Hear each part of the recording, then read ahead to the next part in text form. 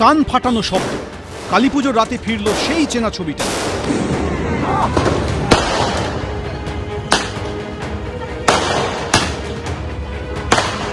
বিভিন্ন জায়গায় কানে তালা ধরালো শব্দবাজি। গভীর রাত অবধি চলল শব্দ দানবের সেই তাণ্ডব।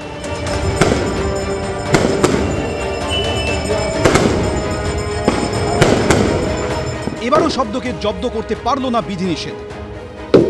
পরিস্থিতি অন্যান্য বারের তুলনায় ভেতরে তো আওয়াজ নেই, ভেতরটাকে নিয়ন্ত্রণে আছে, কিন্তু 82 ডেসিবেল 85 ডেসিবেলের মতো পাওয়া যাচ্ছে এবং সেটা কাঙ্ক্ষিত নয়। 125 ডেসিবেল মানে কি, সেটা আপনার হচ্ছে 5 মিটার 125 ডেসিবেল, 4 মিটার। আপনি কত দূর থেকে কি আওয়াজ পাচ্ছেন সেটা নির্ভর করে।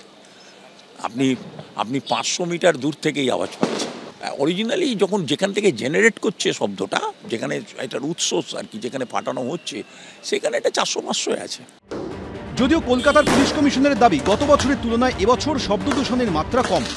90 ডেসিবেল যদি শব্দ থাকে তাহলে তো উইদিন লিমিট আছে, 125 ইজ দ্য লিমিট। অ্যান্ড যেটা এয়ার পলিউশনের আপনারা কথা বলছেন, গতকাল ইভিনিং 6টা অবধি আমরা মনিটর করেছি, তখন অবধি সারা ভারতে কলকাতা মেট্রোতে অনেকটাই কম ছিল। অ্যান্ড রাত্রি 10টা আর 12টার রিপোর্ট আমরা দেখে অ্যানালিসিস করব, কিন্তু আমার যতটুকু ধারণা আছে, আমরা তো বিভিন্ন জায়গায় ঘুরেছি, শব্দ দূষণ বা বায়ু প্রদূষণ কম্পারেটিভলি গত বছর থেকে অ্যান্ড কম্পারেটিভলি বাকি যত মেট্রো বা বড় সিটি আছে ওখান থেকে অনেক কম আছে।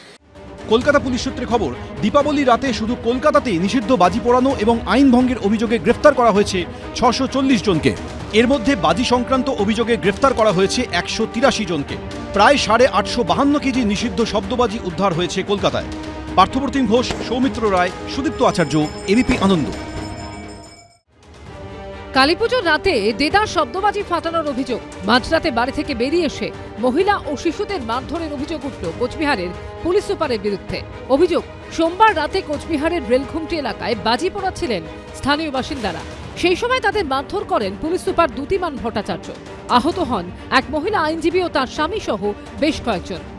হঠাৎ করে এসপি, আমাদের সুপারিনটেন্ডেন্ট যে আছে, ইন্সপেক্টর, উনি আর ওনার কয়েকজন লোক এসে কোনো বলা বলি নেই, কোনো কথা নেই, হঠাৎ করে বেধড়ক মারধর করে। বুঝতে পারলাম না, ঠিক আছে, ওনারা কোনো ইউনিফর্ম পরেনি। উনি কী করে একজন মহিলার গায়ে হাত দিল উইদাউট কনস্টেবল, লেডি কনস্টেবল ছাড়া উনি কী করে গায়ে হাত দেন? এসপি নিজে স্যান্টো গেঞ্জি প্লাস বক্সার পরে, মাথার মধ্যে গুন্ডাদের মতন ফেট্টি বেঁধে লাঠি নিয়ে এসে বেধড়ক মারধর করলেন। কোনো কথা নেই, বাচ্চারা প্রত্যেকেই মাইনর ছিলেন। পাল্টা পুলিশ সুপারের দাবি, শব্দবাজির অত্যাচারের পরও মারধরের কোনো ঘটনা ঘটেনি। আমরা ভাবছি এই শেষ হবে রাত 10টা নয়, 11টা নয়, 1টা অবধি ফাটিয়ে যাচ্ছে, কন্টিনিউয়াস 1টা অবধি ফাটিয়ে যাচ্ছে। আমার স্ত্রী পর্যন্ত কাউন্ট করেছে যে একসাথে 60টা পর্যন্ত ফাটিয়েছে। কোনো মারধরের কিছু ঘটনা ঘটেনি। আপনাদের আমি দেখাতে পারবো যে আমার রেসিডেন্সের মধ্যে পর্যন্ত বাজি ফাটিয়েছে, ছুঁড়ে মেরেছে। পুলিশের তরফে সোমবার রাতের এই ভিডিও ফুটেজ প্রকাশ করে বলা হয়েছে, কোচবিহার এয়ারপোর্টের কাছাকাছি এলাকায় বিপজ্জনকভাবে বাজি ফাটাচ্ছিলেন স্থানীয়দের একাংশ। আমি কাউন্ট করছি, রিয়েলি 60টা টাইম ফেটেছে।